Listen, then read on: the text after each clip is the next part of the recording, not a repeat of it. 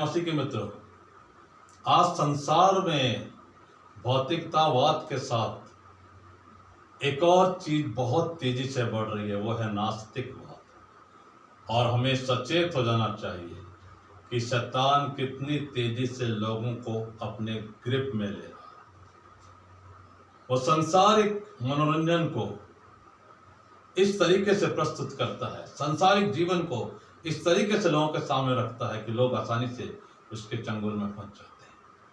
वो परिवारों में झगड़ा कर देता है, ऑफिसेज में, कार्यालयों में, संस्थानों में जबरदस्त कब्जा करके रखा उसने। और लोगों का बस आजकल एक ही उद्देश्य है कि कैसे किसी भी तरीके से येन गेन प्रकारेण वो धन कमाए, अर्जित करे। लेकिन वह असली जीवन की, अवधि जीवन की पहचान नहीं है, उसके विरुद्ध में, अगेंस्ट में।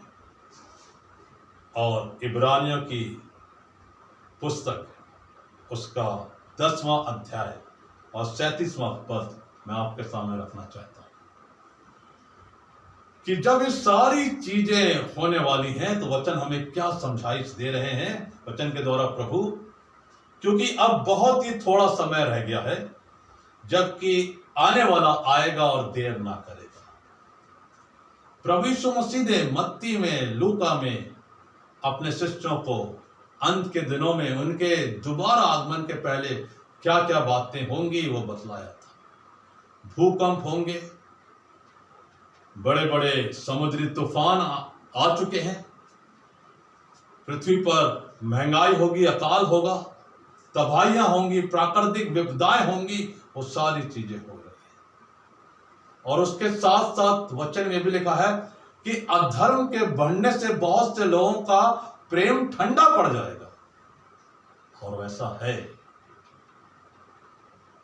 क्योंकि आज लोग भौतिकतावाद को ज्यादा स्थान देकर अपने अपने मन में कह रहे हैं कि कोई परमेश्वर है ही नहीं, वे नास्तिक बनते जा रहे हैं।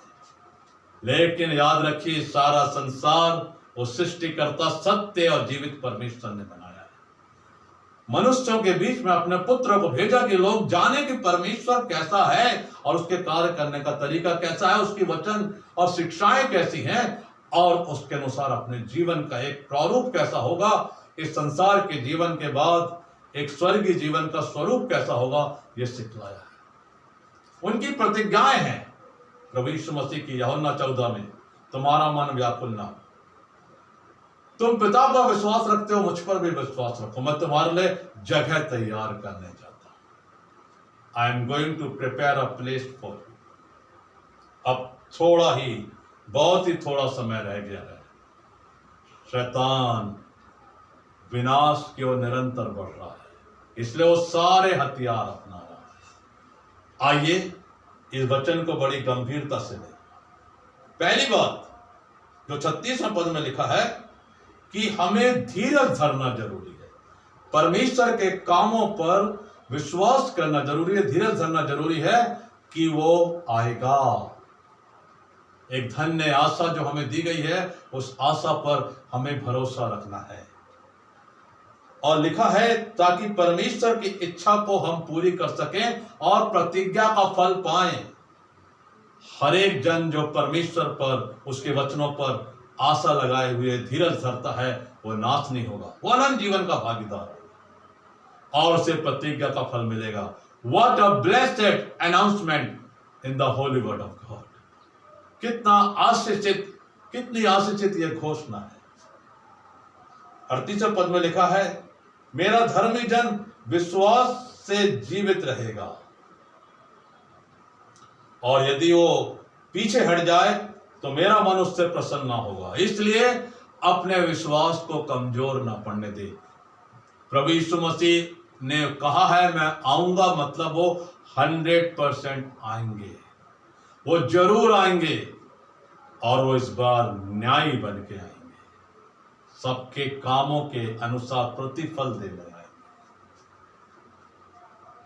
वचन में लिखा है 39वें पद में, पर हम हटने वाले नहीं कि नाश हो जाएं, पर विश्वास करने वाले हैं कि प्राणों को बचाएं। दूसरी महत्वपूर्ण बात है कि हम विश्वास करने वाले बने रहें, प्रभु यीशु मसीह पर विश्वास रखें, उसके वचनों पर विश्वास रखें, जो वचन शेयर किए जा रहे हैं, बांटे जा रहे हैं, उन पर विश्वास रखें, क्योंकि परमेश्वर ने कुछ लोगों को मनोनीत किया है कि वो परमेश्वर के वचनों से लोगों को चिताएं, समझाएं, उन्हें जागरूक करें, ताकि उनके प्राण बच जाएं और प्रचार करने वाले भी अपने विश्वास में कमजोर ना हो, उनके भी प्राण बच जाए।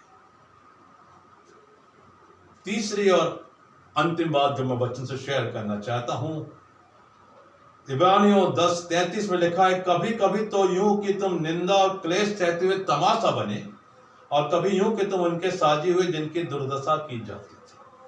आज वर्तमान समय में मसीह पासवान, मसीह प्रचारक, मसीह विश्वासी कई बार तमाशा के कारण बन जाते हैं, उनको बनाया जाता है, दुख दर्द दिया जाता है, सताया जाता है, लेकिन ना धीरज धरना छोड़ें, ना विश्वास करना छोड़ें, क्लेश सहने में आनंदित हों, क्योंकि निंदा और क्लेश हम प्रभु यीशु मसीह के नाम से झेल रहे हैं, सह रहे हैं, और वो प्रतिज्ञा का फल हमें अवश्य मिलेगा। हम साझीदार हो उनके जिनकी दुर्दशा की जा रही है, उनके लिए प्रार्थना करें, जो भरसक उनकी मदद कर सकते हैं वो मदद कर सके। और याद रखिए, आप और मैं और सब के लिए वचन है कि अब बहुत ही थोड़ा समय रह गया है, जबकि आने वाला आएगा और देर ना करेगा। प्रभु इन वचनों के द्वारा हम सबको बहुत बहुत आशीष दे।